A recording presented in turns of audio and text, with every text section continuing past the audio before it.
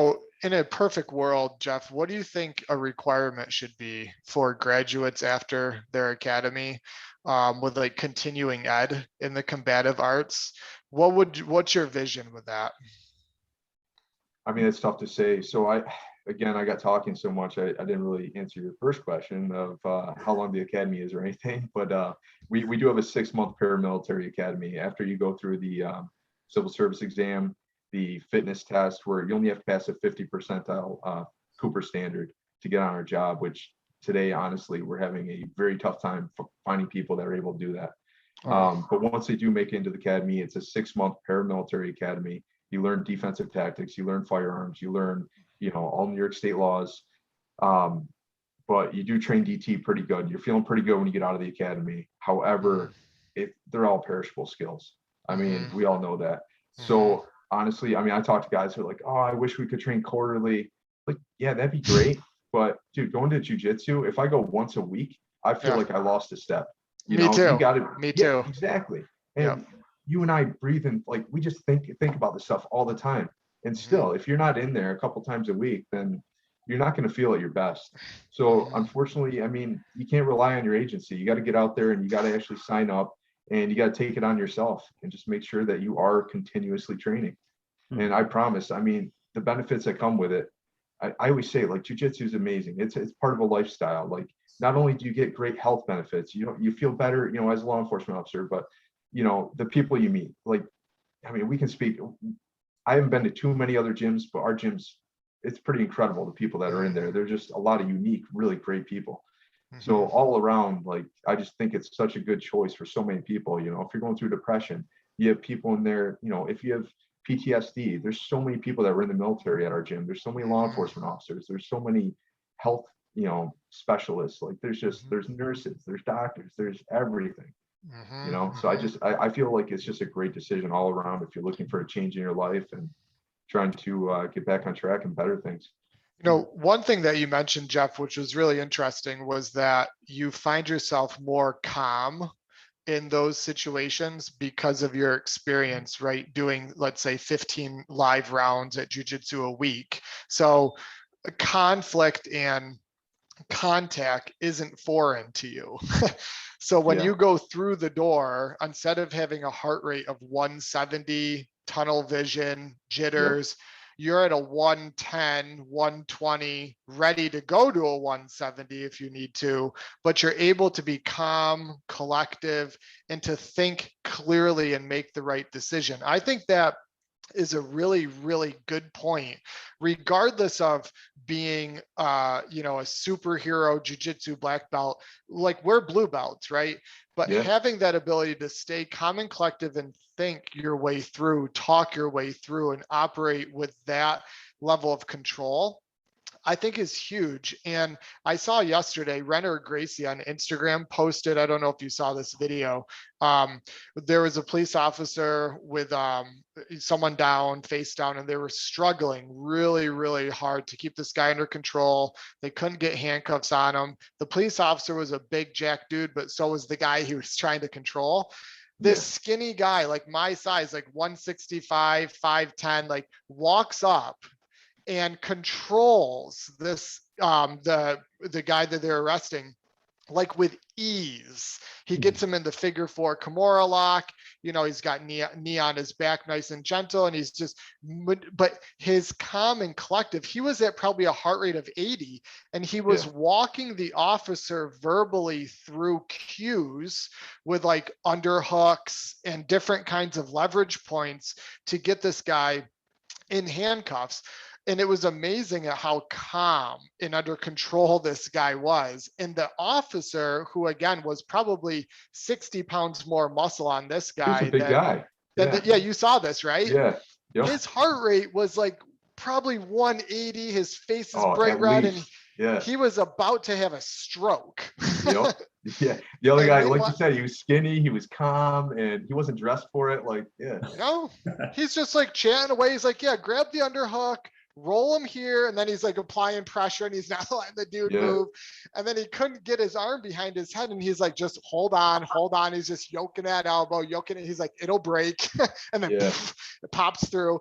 But it was really interesting. You mentioned how like the calm and you don't have the tunnel vision. I think that's a really good point.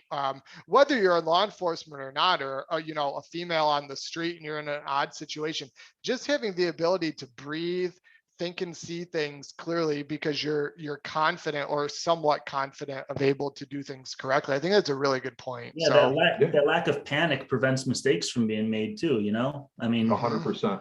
Yeah, that's a really, that's huge. Yeah, it's true. And so I was saying earlier that like our, you know, the DCJS program did switch our defensive tactics program to mostly jujitsu based. So they did that now, I believe it was 2018. So I've been in a few incidents recently where, you know, I did have to use those skills, and honestly, like it was great. Really recently, I had a guy, I mean, you know, I took a guy down and was able to, you know, leg lock him and hold him there and exactly what they show us. And he immediately knew what to do. And he went right to the head, put pressure on the head, exactly how we're taught. So that's another like good thing. Like if guys actually know what they're doing and they are taught like the new DCGS curriculum and they actually pay attention, it's so great being able to work with two different agencies and where you can just, you know, jump into a situation and you guys both know what to do. I was back, you know, 3 years ago, I was walking into a bad situation with a guy and I go, I'll get legs, you get top. And he just looked at me and like, you know, smoke coming out of his ears. I was like, all right, so this is what you're going to do. You know, when we find him, this is what you need to do. But like, if guys are getting the DT training that they need right now, and even if you're, you know, you're not up on your DT, you should be up on your DT with your agency. But it just makes it so much better when you do, I mean, when you do end up working with another agency, you know, if you're both on the same page. And that's the same thing like active shooter, you know, now throughout the entire state, we're all trained the same way for active shooters. And, you know, it just makes things so much more cohesive when there is an incident that's unfolding. But yeah, so hopefully it'll keep unfolding. Yeah, so your training in jiu-jitsu has turned into you building a company. I want to talk about that. Yeah. So I'm representing today. Yeah, my man. Okay. Awesome. Company is called Thin Line Martial Arts. I'm an entrepreneur. You're an entrepreneur. So like, tell us about what Thin Line Martial Arts is. So basically, I started going to jiu-jitsu back a few years ago, but recently I started noticing that there's more and more law enforcement in there. And I'm like, this is a great trend. We need to keep this going. And, you know, again, everything we talked about today, I just wanted to start spreading awareness to those that didn't know. You know, I want more people to know that jiu-jitsu really is, I mean, it's like it's like a superpower out there. Like I love it. Like I tell my 4-year-old all the time, I'm like, you want to be a superhero, learn jiu-jitsu, dude. I will show you. But it's like, the ability for someone so small to be able to handle someone much larger than them very easily. I was like, this is something that needs to be in law enforcement. You know, I've been in situations firsthand where I've used it again and again and again, and it worked out very well. And basically I was like, we need to be able to have, you know, just more awareness. So the way I was looking at it was, you know, I'm going to start some kind of an apparel company. You know, we do patches, stickers, shirts. We're going to be doing rash guards and, you know, like gear bags and all that kind of stuff. But basically it's to act as a billboard just for guys that, you know, are in law enforcement, you know, they're wearing their jiu-jitsu shirts around and just, you know, having people strike up conversation with them like, oh, jiu-jitsu, you know, what's that about? I've heard about it. And then they start explaining it to them and hopefully they can convince them to take those first few steps through the door, you know. And on top of that, you know, I'm trying to work with gyms and just get them through the door. So what I'm doing with a company out of Baldwinsville, or a gym out of Baldwinsville, Haven Jiu-Jitsu under Ben Tellini, he does a great job. He's a black belt, and he contacted me. He's like, Jeff, you know, we think we could do with your company to get more law enforcement guys, you know, through my doors. I'm like, well, let's do 50% of all profits that I make in your gym from anything sold at your gym. 50% of all profits go towards law enforcement memberships. And he is like, I love it. You know, I'm on board. Let's do this. And he's a great guy, and he's pushing it hard. So I'm hoping to do the same thing for other gyms and just keep the ball rolling. You know, I just want to get a lot of times, some guys don't have the money to go to jujitsu. It can be expensive depending on where you are and whether they have law enforcement discounts, which a lot of gyms do have law enforcement discounts, or, a monthly discount, a one-time deal where you can just come try it out for a month. So the main thing is getting through the doors, seeing that it's not a big, scary place. Honestly, there's some of the coolest people you'll ever meet, and you're going to learn a lot along the way. So I'm hoping to continue to spread the word. To that point about, getting people through the door and getting them to just try it. I've never done jujitsu. I've never tried it before. So kind of a question for both of you guys, but do you find that when people try it for the first time, it tends to be something that they just get instantly hooked? Or do you find that most people drop out after a while, or most people stay? Who are the type of people that stay? Who are the type that drop out? What would you say about that? Either of you guys? Josh, go for it. Well, if they're rolling with EJ first, then they quit. Yeah, they quit right away. Yeah. I'm sure EJ will listen to this. So people, what I've seen is someone that holds on to their ego, they generally won't last.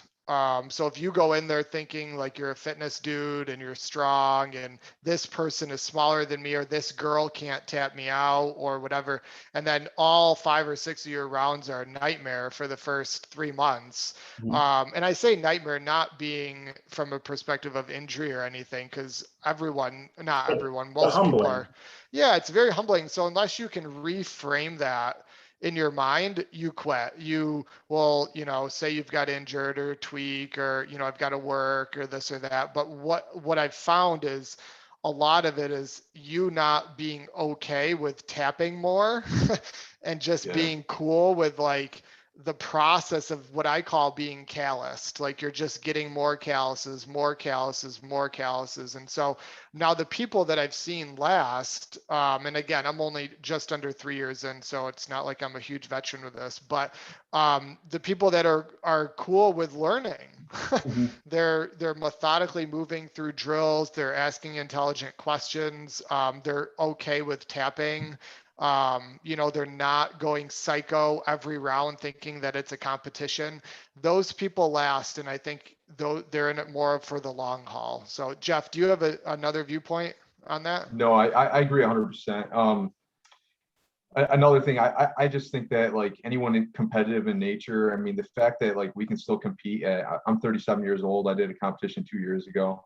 Like the fact that, I'd like to do another one this year. The fact that we can still compete in something at this age is pretty awesome. Yeah, totally. And the fact that you can continue getting better at something in this age. So when you show up and you're immediately humbled by, 135-pound female that just destroys you, thank you, Mindy. Then after that, it's just like, all right, well, if she could have just killed me right there, like definitely just choked me out. She literally let me live. So I need to know this like immediately. So, I mean, after a humbling situation like that, I mean, you're just, you're banging down the door to get back in and learn it. So the advice to beginners: set your ego aside and just embrace learning. Know that it's a long process and you're there to learn for the long term. So with your Thin Line Martial Arts company, long-term vision, 5 years, 10 years, have you not thought that far? What do you foresee with this company? I mean, honestly, I'd really like it to see it just continue to grow to the point where, we're all over the place in gyms, just selling our gear everywhere. And exactly like I have with Haven Jiu-Jitsu, 50% of all profits go towards law enforcement. I have a full-time job. I'm not in this to become, rich or anything. I literally just want to get law enforcement through the door. And I see this as a good avenue of doing it. So honestly, awesome. I'd like to just, really be able to expand to a lot more gyms that we're available at, or our merchandise is available at, and just become a household name among jiu-jitsu.